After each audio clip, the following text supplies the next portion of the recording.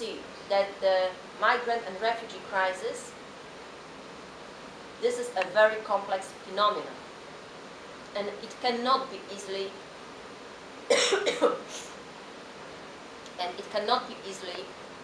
solved. It's not a problem that we can solve within one day. Obviously, EU took some efforts to respond to the crisis, and here I would like to attract your attention to the document that was announced by the European Commission in May 2015, the European Agenda on Migration. This document was composed of three main parts. Firstly, it was devoted to some emergency actions, emergency steps that should be taken to solve the most urgent situation in the Mediterranean region. And it was mostly about two mechanisms, relocation and resettlement. But then we had some proposals concerning mid and long-term solutions and changes to the EU migration, asylum and border management policy. And in case of this mid and long-term activities, the agenda identified four main pillars. So it was about reducing the incentives for irregular migration, saving lives and securing the EU external borders, then strengthening the common asylum policy, and finally developing a new policy on legal migration. And if we look in the implementation process of this European Agenda of Migration,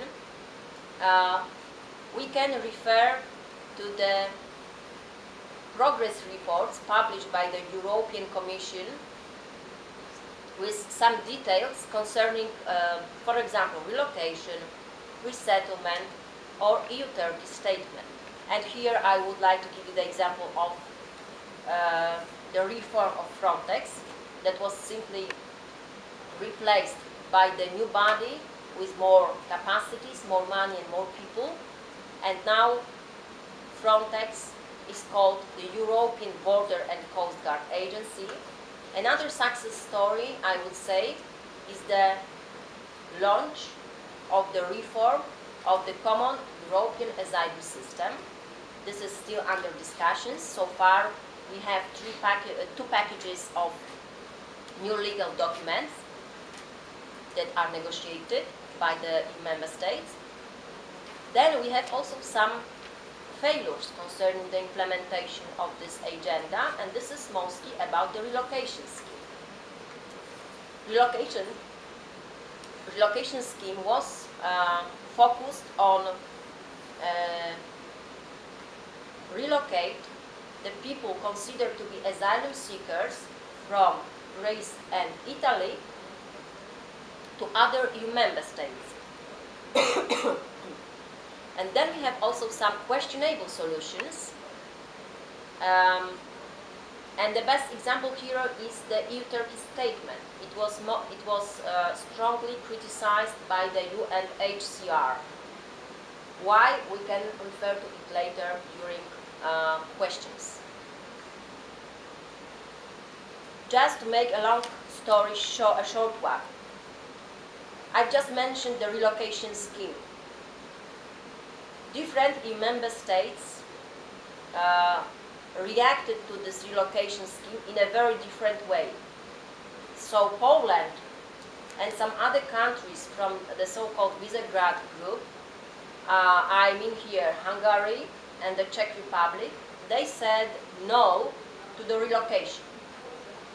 Then some other countries, like Germany, they offered the so-called open door policy just to support other EU member states. And here we are thinking about two European frontline countries, Italy and Greece, that in 2015, during the peak year of the crisis, were really in need of support and help because of this increasing number of migrants and newcomers. So we have two countries sharing their borders, I mean Poland and Germany, with two different approaches. One country that is totally closed to migrants, and specifically to those considered to be forced migrants, and another one, Germany, that simply tries to manage the crisis we are facing in Europe, maybe in an extreme way, opening the borders.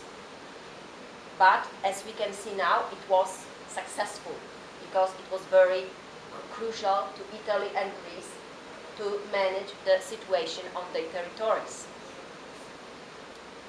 In the beginning of the speech, I referred to one of the publications of my colleagues from Warsaw. And here, once again, a quotation taken from their publication. What they say from the perspective of 2017, so 2 years after the beginning of the crisis, 2 to 3 years. They say that asylum policy constitutes nowadays the most serious source of political friction between the two countries, I mean Poland and Germany. And this situation, the example of these two countries, shows us that we have to redefine in Europe what solidarity means for the EU member states.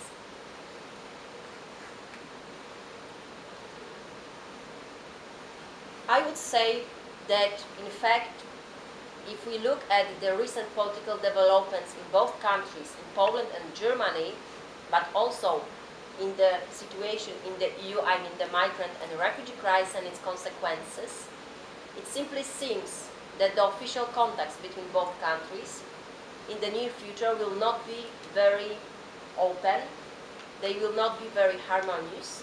Rather, we can think about frozen or even passive relations. Moreover, at least these countries should take into consideration a pragmatic approach to bilateral cooperation.